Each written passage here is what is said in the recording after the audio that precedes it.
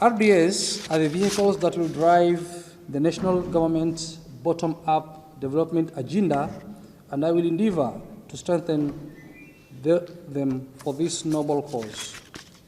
It is my appeal to RDAs to undertake government priorities down from challenges of our times, lessons learned, and emerging issues in the implementation of projects and programs, and through examination of the policy, legal, and institutional framework reforms required for the successful implementation of the government bottom-up development agenda. To this end, I will prioritize the enactment of the RDA policy that will amalgamate all statutes that formed RDAs and therefore make them vibrant and responsive to the needs of our times. Ladies and gentlemen, identification, prioritization, and formulation of priority policies, programs, and projects is critical in the actualization of the government promises.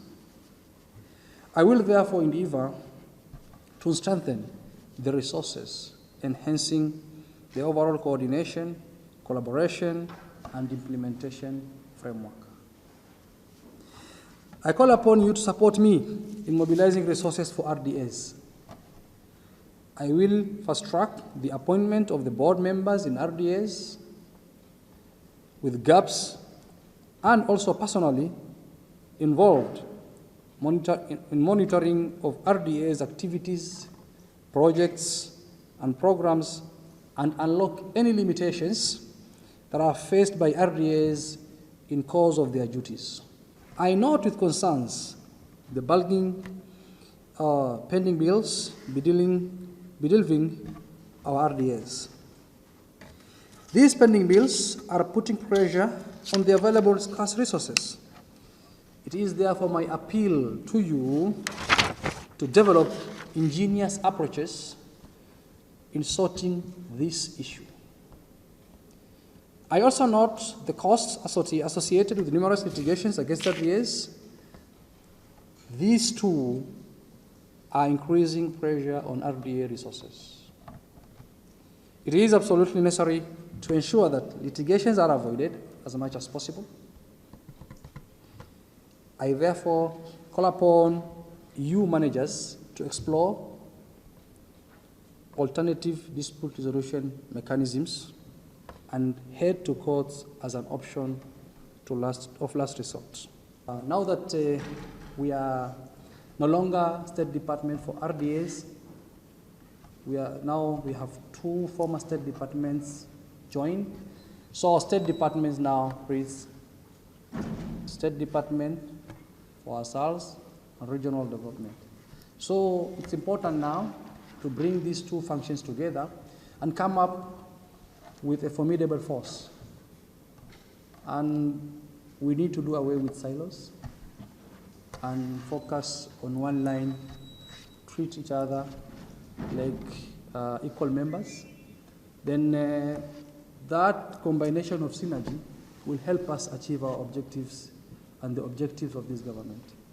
When you look at issues to do with assaults, it is now upon you, RDAs, to join hands with the other members in assaults to make sure that we use RDAs as a tool to develop assaults.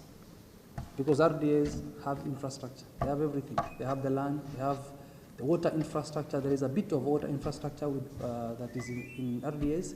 So we can use that as a tool to actually drive development in assaults. And the government's approach currently is the bottom up. The bottom up talks about lifting those who are at the bottom part of the pyramid. And this now calls even for the people in assaults. And we look at the RDAs, they all pass through assaults. So this is an opportunity that we should not waste.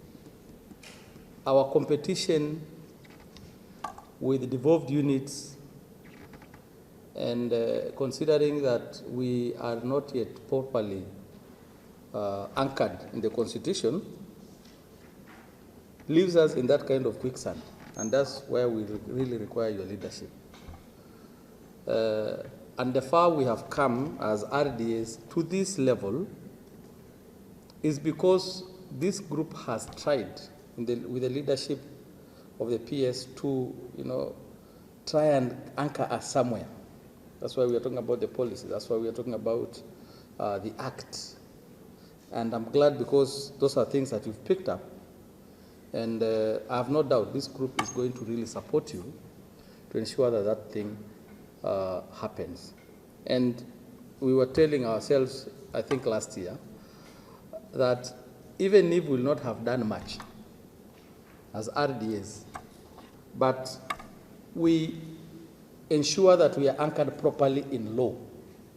Even if some of us exit, then we'll have left some good structure from which every other person who is going to come before us or after us will build from. And therefore, we request you, PS, and again, gladly, because you've picked it up, to ensure that this thing is done. The RDA salaries are not attractive, and this makes us hire and left vacant. In fact, I was the only RDA who had employed corporation secretary with, and who was that time qualified legal person. I want to say I was the only person. All of us rely on the Attorney General for our legal advice. I appointed my corporation secretary with the qualification that was required, and he was also the director of legal services that is attending to our court cases. But unfortunately, after 3 months, Kibra pushed him.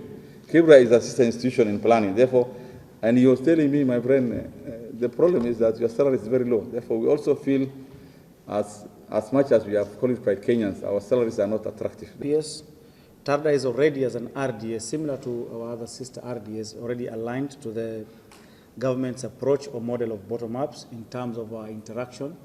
If you look at some of the projects TARDA has undertaken, they are community-based smallholder irrigation schemes. That speaks to our understanding or our models operandi in terms of interacting with the communities and building the capacity of the communities from the bottom up, specifically with regards to food security.